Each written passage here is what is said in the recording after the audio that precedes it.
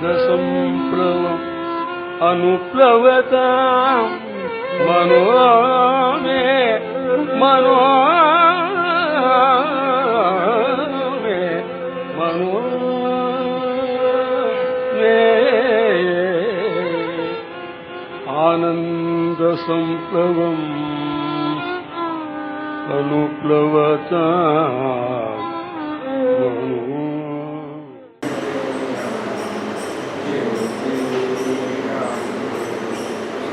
Ram Jai Ram Jai Jai Ram Om Shri Ram Jai Ram Jai Jai Ram Om Shri Ram Jai Ram Jai Jai Ram Om Shri Ram Jai Ram Jai Jai Ram Om Shri Ram Jai Ram Jai Jai Ram Om Shri Ram Jai Ram Jai Jai Ram Om Shri Ram Jai Ram Jai Jai Ram Om Shri Ram Jai Ram Jai Jai Ram Om Gopal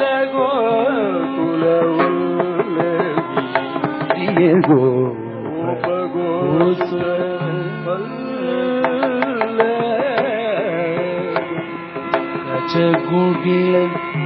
सुंदर तिलकरू राखामयं कमाननम्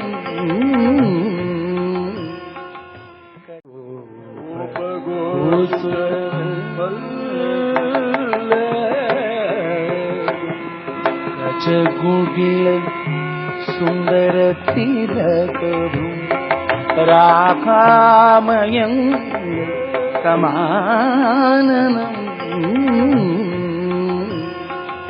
कचकुटिल सुंदर तिलकरू राखामयं. Become an academic exercise, an intellectual exercise. Our intellect will be able to analyze everything, but at the same time, we are there where we were or where we are. We start analyzing it. The moment we started knowing ourselves as an individual, this fellow is with us. And slowly it encouraged us to, what are its the contributory factors for its growth or development. Our likes and dislikes, our preferences, priorities, our rights and wrongs. Even if then somebody says we are in a position to accept it, but openly, but inwardly no.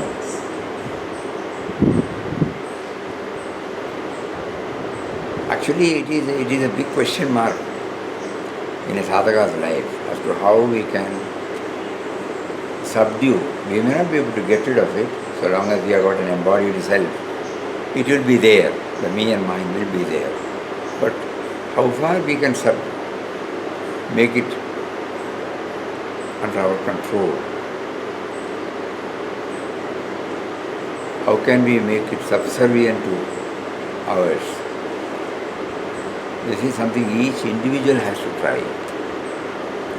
Anyhow, satsang will help us to some extent, no doubt.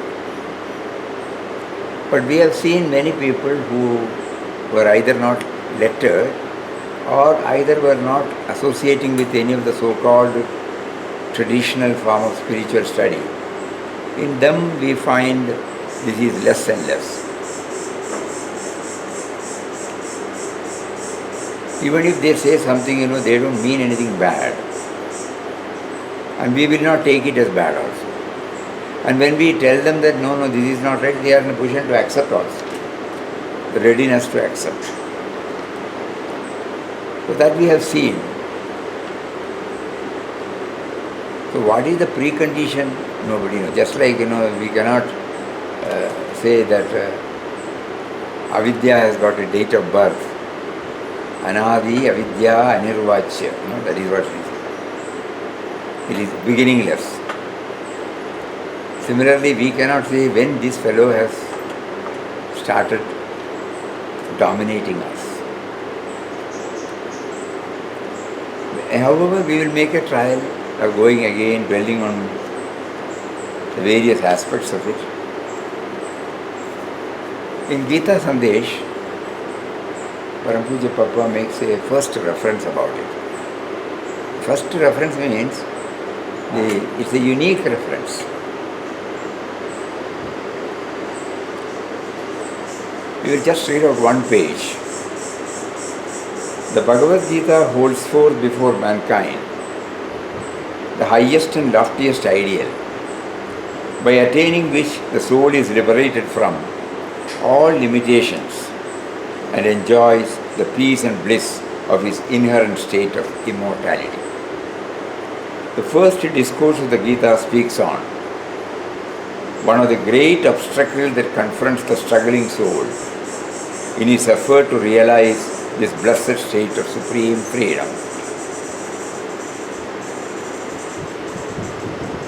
We have all put ourselves in a prison, conceptualized prisons, unknowingly, and the freedom we want.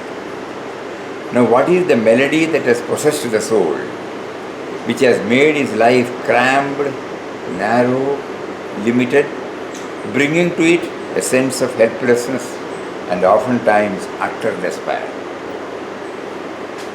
It is moha or attachment, arising from the individual sense of I in relation to the body and therefrom to the bodies of those near and dear to him by the ties of blood or friendship or material obligations. This moha causes the mind of man, as a result of its narrow vision, to move in a limited circle, identifying itself with the interest of this circle. This moha or attachment causes the mind of man, as a result of its narrow vision, to move in a limited circle, identifying itself with the interest of this circle.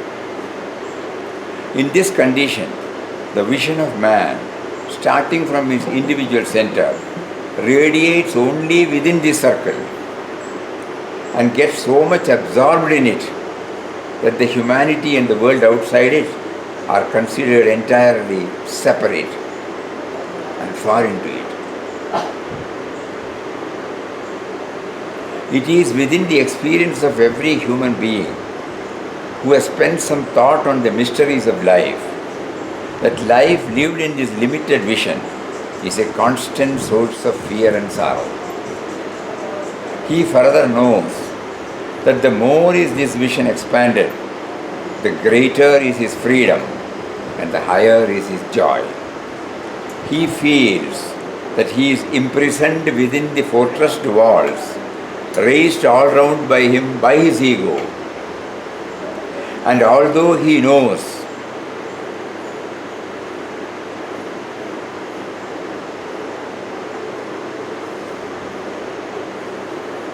that his freedom lies in breaking down these walls, his attempts at such a task prove futile, as he is conscious that moha has enfeebled him and made him unequal to it.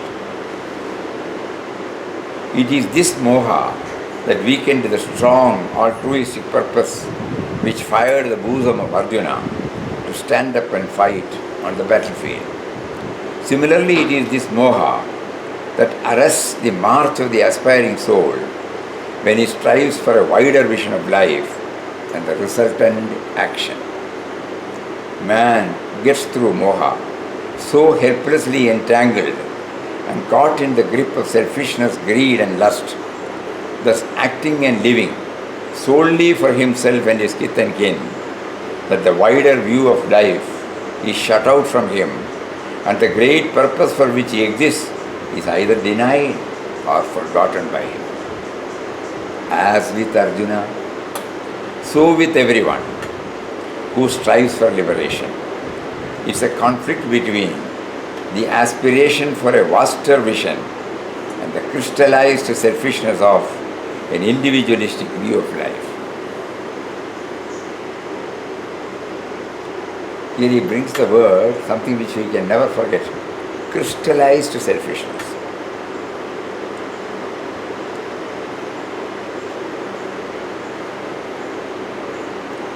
Every word when we hear, we must immediately go back to our own life.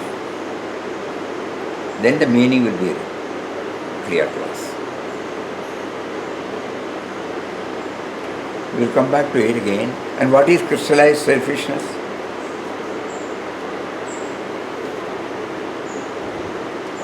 Papa says, go to the root of your existence. Realize yourself. Then your whole life and outlook will be transformed. If we do not achieve this goal, we live a life no better than of animals. Usually, our whole existence is centered in the ego. The ego is crystallized selfishness. We toil day and night in order to get something only for ourselves and our kith and kin. Our vision is thus circumscribed.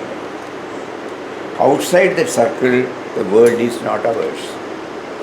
So long as the ego is strong in us, we cannot be happy. If we work, it must be for the good of all mankind. We have to universalize our vision. In that vision, the ego is lost, and we will then be truly happy. Suppose we start analyzing what is this crystallized selfishness.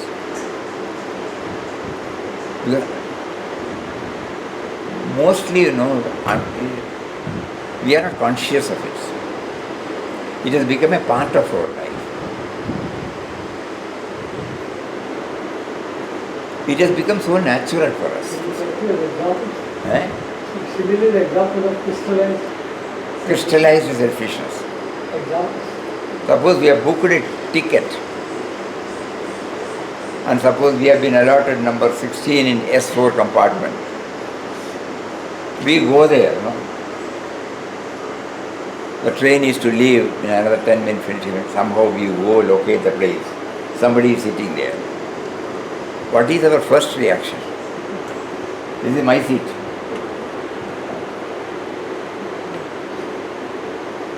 We know the train is not ours.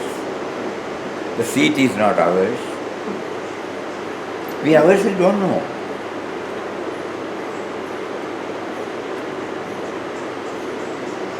But nowadays, of course, people are getting refined. They will not say it is mine. They will say, please check up yours.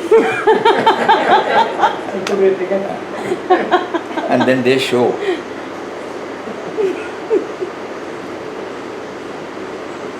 And this is refined. But that is okay. First we have seen this. This is mine. Unknowingly it comes. And suppose the person sitting is there known to us. We should understand the crystallized selfishness. It need not be in the grosser form. Where are you going? Oh, don't tell me that. I have booked a ticket but I have not got the reservation. Don't worry, sit down, sit down. Let the GT come, we will try. Immediately when you are known to somebody, your selfish interest, immediately your attitude changes.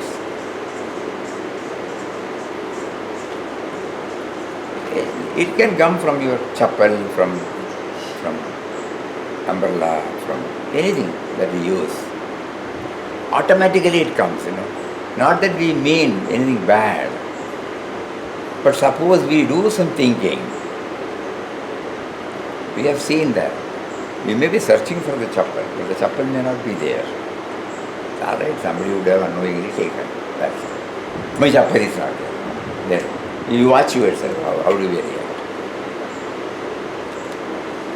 When we start analyzing it, some more points will be there. at one point when we started going through it, these are 4 or 5 points came up. Let us see what it is. Crystallized selfishness. Too much of body consciousness and image of oneself.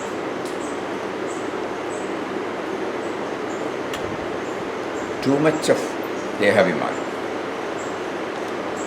And the image, whether that image is tarnished.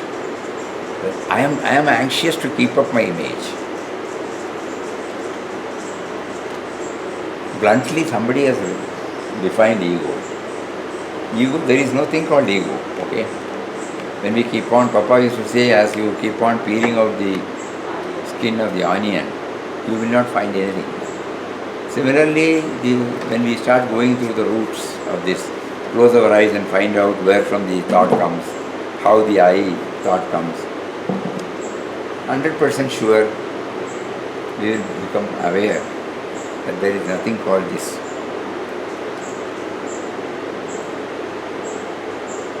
But at the same time, so somebody has said that immediately the thought poses as it is the real self in us. The real self is there, God is there in the form of consciousness, in the form of life force, in the form of intelligence. Suddenly one thought goes and acts that I am that. Because nobody else will be there. That is why in that fit of moment, whatever we say, it will not go in. Because he positions himself in the chair. The chair is there for the super boss. The super boss could have gone to the toilet or somewhere. Immediately I go and occupy. And I function. When he comes back only I realize I should not have done it. Something like that somebody has written. So we position ourselves in the place of the self, original self. And then act. Then that is our final world, We don't accommodate any other thing. That is final. So too much of body consciousness and image of oneself. And my anxiety to keep up that. So somebody says something, finished. Assertion, anger, frustration, possessiveness, distrust on others. So too much of body consciousness and image. And second is, I am right. I cannot go wrong. I am asserting. And I will have justification. I have had enough experience. You don't know what you are. I have to know. I am recognized. I am accepted. I am acknowledged. Assertion. So they're all interlinked. Image, anger. Very garna only irukadhu. The fit of anger you don't entertain anything. You are only there. Frustration. Possessiveness. Distrust on others. Then insensitive to the suffering of others. So long as I am not affected, it's okay. Jealousy, greed, lack of humility to acknowledge of the bounteous gifts of God in the form of one's own body, mind, intellect and other creations. Lack of humility to acknowledge. Then running after name and fame and sense gratification. Not compromising on any personal comfort. And only bothered about the care and concern of those who serve that individual and is obedient.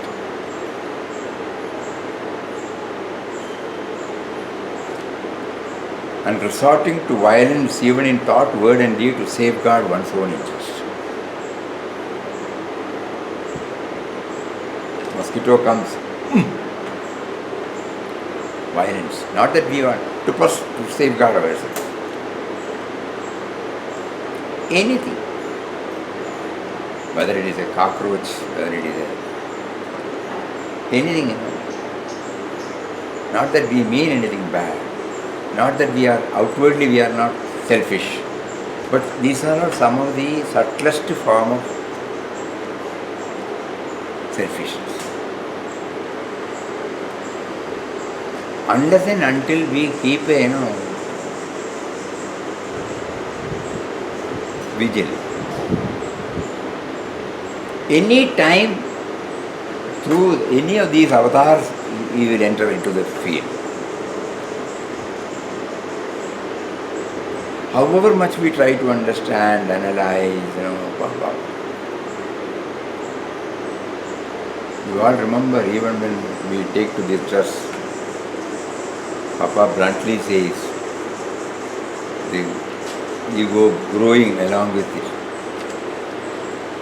The purpose for which we all wear is forgotten.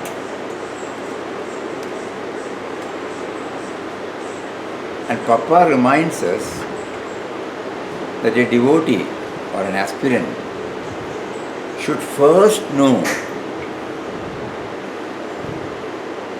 that his ultimate aim is to remove this tag, me and mine.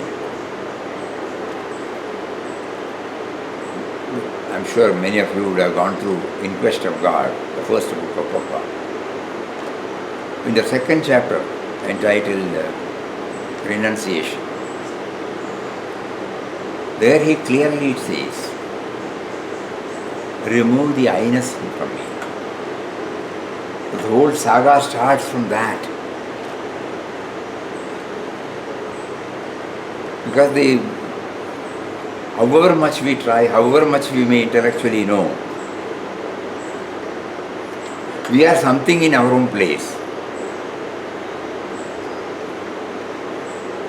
So that which motivated Papa to leave everything and go, in his words, God made him to leave and go, is only to see that this me and mine is completely erased. Not a theory, not a dictum, not a dogma, not an intellectual conviction, but it is a practical experience. Every time when he was asked to get down from the rail, once when two boys were mocking at him, there are so many such incidences. In Quest of God really gives us the how a person who wants to get rid of this sincerely, what will be his state of mind when he is actually put on the field.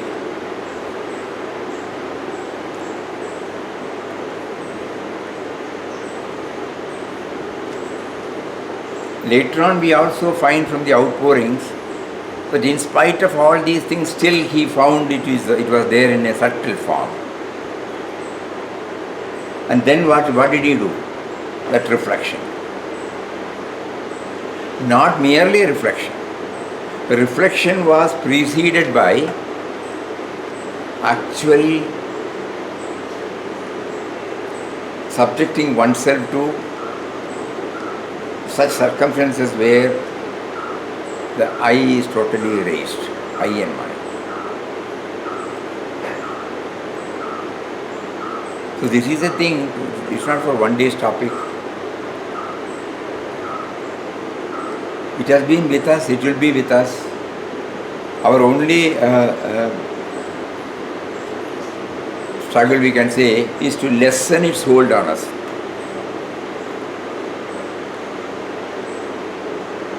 Once again we will try to go through. Sundara tilakadu rakhamayam samananam kachakutila sundara tilakadu ராகாமயங்க சமானனும் சமானனும் Raaga.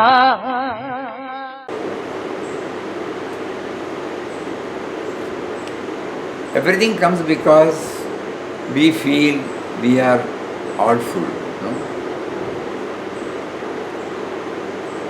When we know that there are many things, we have only seen one dimension, one side of it. There could be many dimensions. So somebody is pointing out, we should patiently hear. Then we may change also.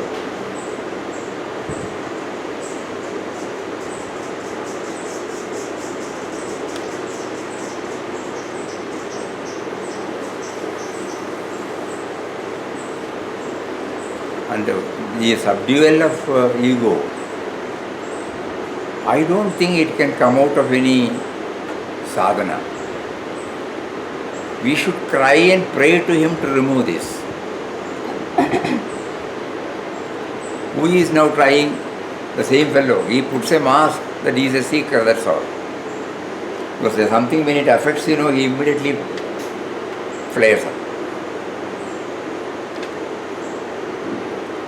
So I think some of the best ways we can find is to acknowledge what all he has given to us. By ourselves we cannot do anything. Only by his will everything happens. Everything has been provided to us by him only. And he would have made us to know something about something. But still there are many things about we may not know. When we were studying, there was a beautiful Malayalam poem, 2 words. Still after decades we cannot forget them.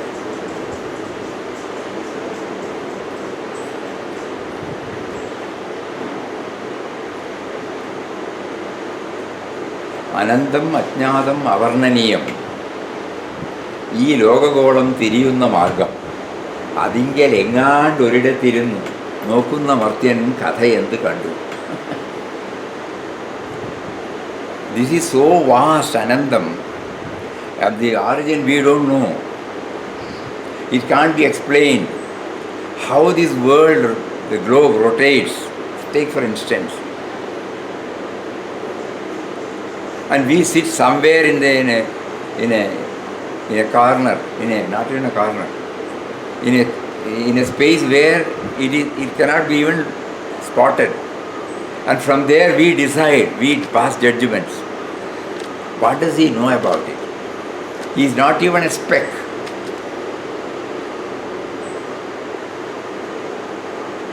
So every time suppose we bring in that what we know is only a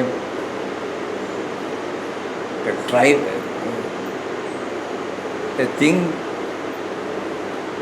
it's very little. I mean, there's a saying in Tamil,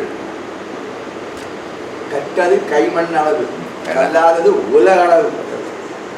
கற்றது கைமண்ணளவு கல்லாதது உலகளவு. Valluvar Thirukkural. Because the intellect the puny intellect has got its own limitation. Why even for coronavirus, in spite of our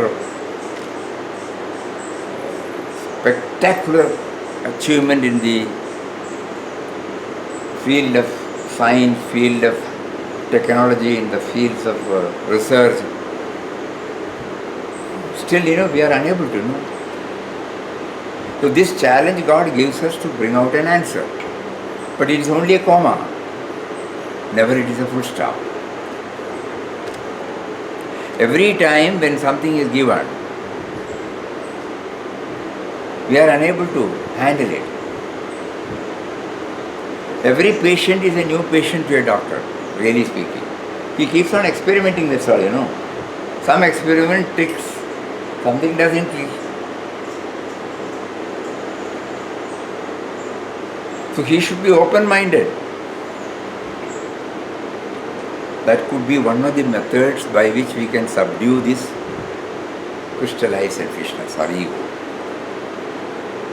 assertion. I am right, you are wrong. I can only be. Whatever I say it should be, to assert, to assert, to assert.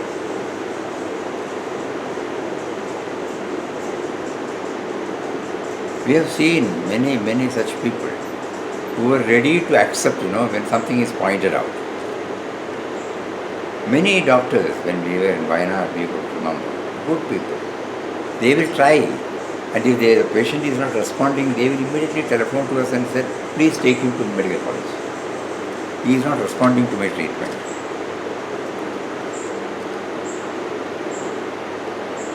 So the open-mindedness is there. They are trying their level best.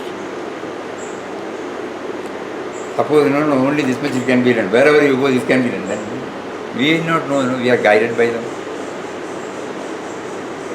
So we have seen, in every field we have seen this. An ordinary worker, a laborer, who is unlettered, he will be able to give us wise suggestions when we are in the field. Suppose we are having plantation or agriculture. Those who have put in experience and those who have seen by themselves with their own eyes. Suppose we learn something from the book and we go there and we say we do.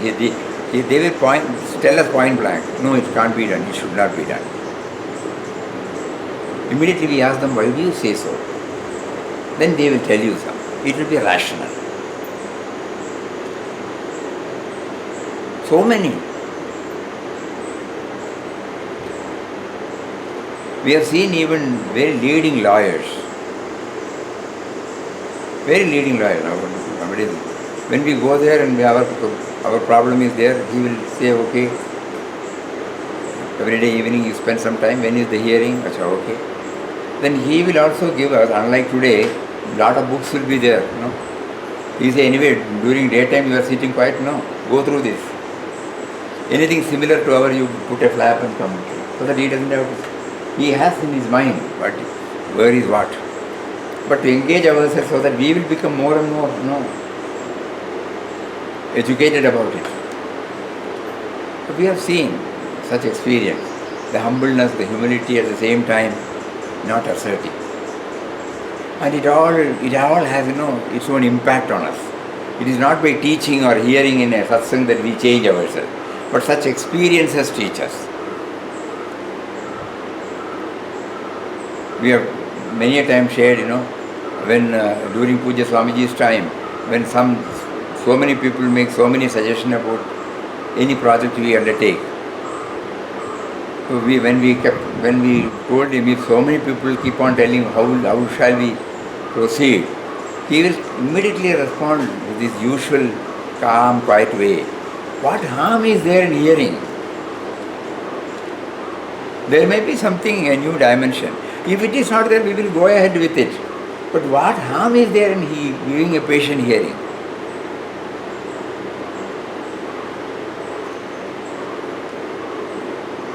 When somebody was asked to move from one place to another, he refused.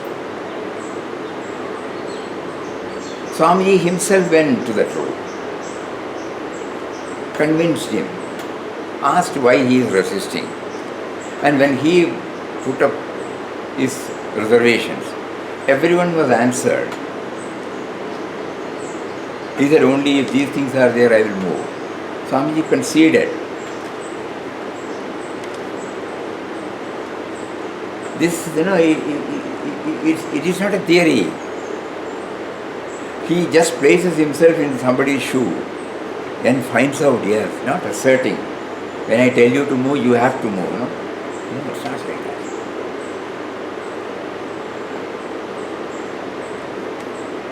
So how do we get over? This is not a one-day topic. It has been with us throughout our life, and it is creating havoc. Not only making us miserable, making others also miserable. So this is something on which we have to be very, very vigilant, alert.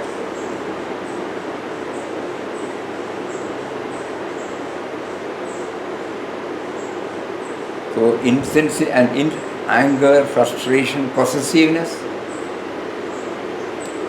distrust on others, always suspicious. If you are honest, why don't you think that people are also honest? We may lose, we may be exploited, but we will not say it is exploited. No, God is testing us.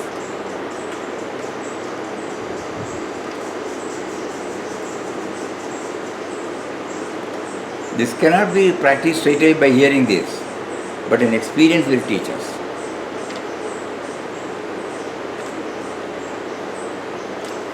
Insensitive to the suffering of others. That means in my mind the care and concern for others is not there. Only me and mine.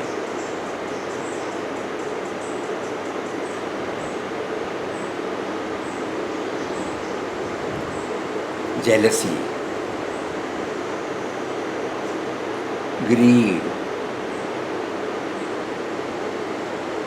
That means absence of contentment. He is having, he is moving. Why should I not? Lack of humility to acknowledge the bounteous gifts of God in the form of one's own body, mind, intellect and other creations. If that is not there for a second, I cannot know. How can I arrogate? Anything that I use, anything that makes my life comfortable, I have not originated. Simple truth.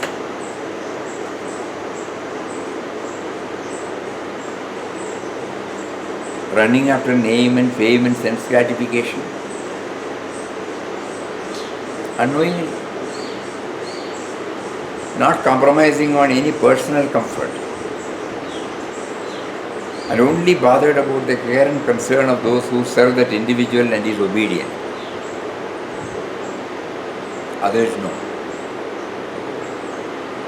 Resorting to even violence in thought, word and deed to safeguard one's own interest. There could be many. We will just go through one anecdote. त्रास बिहसे वृंदाकाननम अपहरण तुलसीदास त्रास बिहसे वृंदाकाननम Gopal गोकुलवल्लभ गोसुतवल्लभम.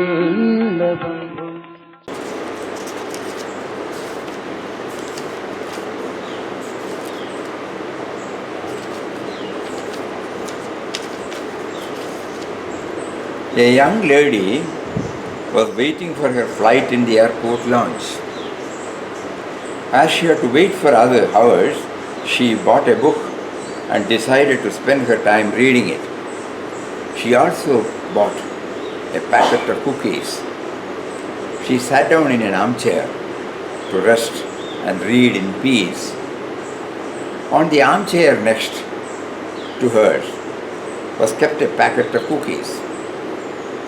A man sat down on the chair next to the chair with the cookies, opened his magazine and started reading.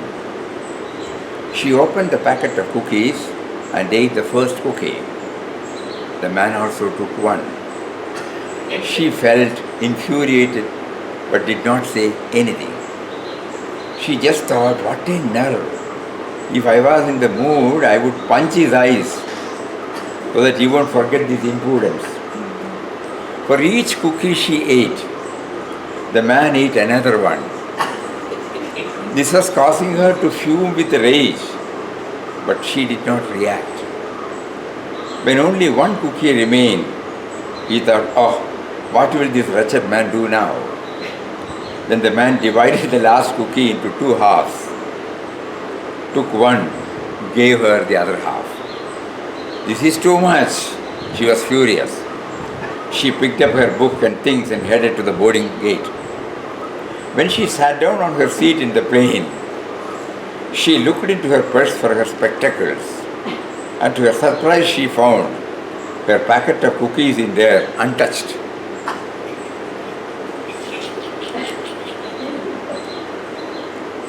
She realized her mistake. She had forgotten that her cookies were in her purse.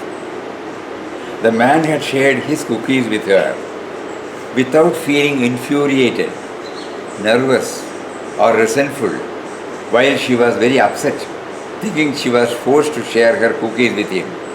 However, there was no time to explain things or to apologize. There are 4 things that you can't recover: a stone shot, a word uttered, an occasion lost, the time spent.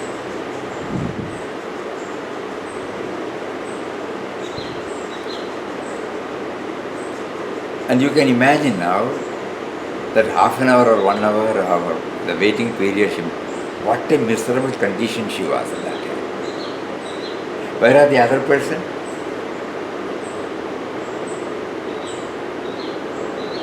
At least for courtesy's sake, when somebody offers, we will say thanks, Look at the person. So this is crystallized selfishness. Me and mine totally occupying me. But at the same time, God is there inside us. That is why after the show is over, you become aware. Oh, I shouldn't have done it. That's why Puja Mataji used to say in a simple word. When you see greatness in others, the same greatness is in yourself.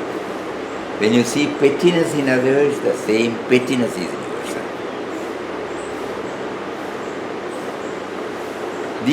These things might help us, Nice to hear in a sattvic ambience, where there are no challenges to be met. But when we are forced or subjected to go through, these drops might help us.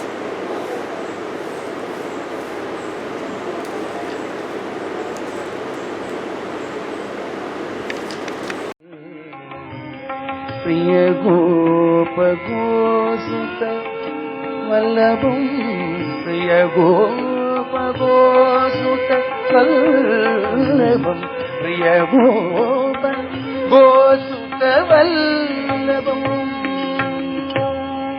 सुंदर नंद कुमार जय वृंदावन संचार सुंदर नंद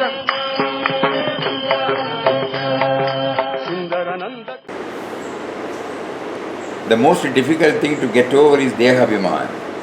Like a mountain, it can obstruct your sadhana. It is this Dehabhiman that makes one feel that one alone is right and the other is wrong. All that you have to do is to change the direction, so to speak. Instead of prefixing everything with an I or mine, make it you and thine. Instead of saying mera mera, learn to say tera tera. Then the goal is yours. I do not want you to discard your attachments. I wish you to widen the sphere of attachments. Make your circle of attachment bigger and bigger. When any part of your body is suffering from pain, you may pay more attention to that part so that the pain may be removed. By doing this, you are not obliging that part or limb because it is your own limb. Similarly, consider the poor and the needy as your own. If you expand your sphere of mindness so as to embrace the whole world, then when serving the world, you will be feeling the happiness you feel when serving yourself. So I do not ask you to cast off your attachment or feelings of I and mine, but only to expand them. Transform the individual into the universal. This transformation is possible by taking Rama.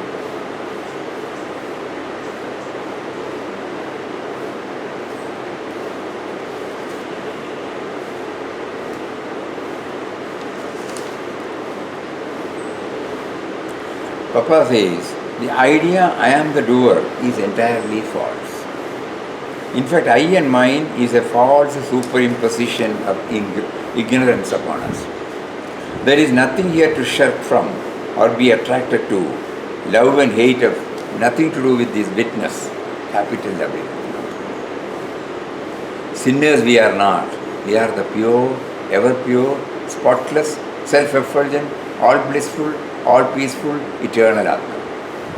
Attachment is when you love some and do not love others. You love those who are related to you, who are your kith and kin.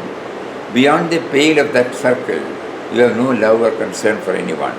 But the ideal householder loves all alike. The neighbor in difficulties is considered in the same light as one who is near and dear to him. This is the right vision, and in that vision there is no attachment. It is moha when your love is confined only to your kith and kin and not extend to others. The sense of I and mine comes into play here, which vitiates your outlook in life. There was one Pankadakshakur in South Kerala, a very noble man, where the I and mine is totally absent in him. He was a teacher. After retirement, he started a movement. No organization, a movement. And people joined him. He also came to Ashram. We spent a lot of time with him. 4 or 5 days he was with us. We were sharing many of our experience in value-based education. So he was very much enthused and he wanted us to go to his place, and we had the privilege of spending about 2-3 days with him. From early morning 6 o'clock or 6:30 till 9 o'clock in the night, he will have cluster meetings. Wonderful. The way in which, everywhere when he goes, there will be small cluster of people assembled there. He introduced Maitri Dhyan. One dialogue, not dialogue. First thing is, his house is always open. There is no lock. Anybody can go inside and take anything they want. So he was in the same place, he was sharing. When he came here, we requested him to share during our satsang time. So we told him, give us some practical clues. So he said one day when he was about to go out, his daughter, he lost his wife. So the daughter was staying with him. Daughter said, Daddy, why don't you get me a vegetable cutting knife? Okay. He went, among other things, he also bought a vegetable cutting knife. And while handing it over to him or to her, I don't know how to translate this in English, but the sweetness will not be there. He says, if somebody, this is what he says, when he gives the knife to the daughter, when somebody comes and asks for this knife, you should say, Undallo Kondubogame. Yes, it is there, you can take it. So even while adding one possession, he says, be free from the possessiveness. It is not only to me, to you, it is also available for everybody who wants it. If this attitude is cultivated, the crystallized selfishness can be abated to a very great extent. Simple formula. Undallo Kondubogame. Every time we have seen that. Everything is transparent. Nothing is under lock and key. Because anybody can take. It has been given to me now. We have heard in the vision of God that story of that incident that took place in Kasaragod. When Papa was staying there, they equipped him with all that they can think of. Except the coffee. No, he was provided with everything, what all we can think of. The room was full. And somebody comes, asks one by one. He did not say, I want the whole thing. One by one. And one by one he was given. And accepting the copy. Copy also he asked. And finally he said, okay, let it be there. And completely, the room was empty. Next day morning when somebody came there to give the food or breakfast or milk, Papa was sitting there with only the loincloth. So immediately somebody has, normally we rush up with judgment, somebody has robbed. Thief has come. And Papa smilingly said, he is not a thief. What is his, he has taken. Highest form, possessiveness. Oh, okay, it's for only people like Papa can do it. You cannot expect me to do it. Such things, thought may come to us. But here in Pankajasha Group we have found, there are many such people. Free from possessiveness. They may be having possession. We had the privilege of serving such a person for years together. He is having so many things, but if anybody asks anything, they have got the freedom to go and take. Zero possessiveness. Whether it is possible? Yes, it is possible. It will come only when we know that when we came to this world, we came with nothing. And when we go with nothing. In between, whatever God has made us to possess, He has got the equal right to take it away through some form. This has to come not from a theory. This has to come from experience by observing, by making. Initially I may get disturbed, but in the shortest possible time I must be able to pull myself up.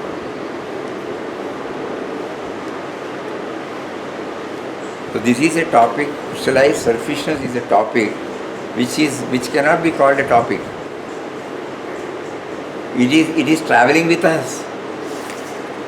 It will be with us also throughout.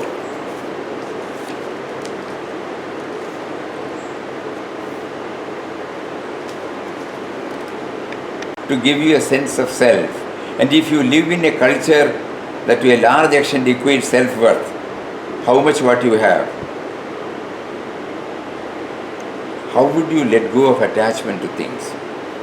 Don't even try, it is impossible. Attachment to things drops away by itself when you no longer seek to find yourself in them. Some tips are there. Attachment to things drops away by itself when you no longer seek to find yourself in them. In the meantime, just be aware of your attachment to things.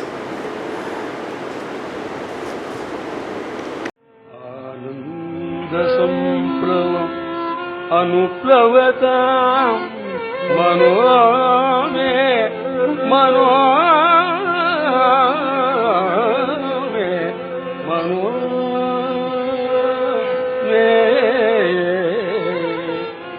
ananda sampravam anuplavatam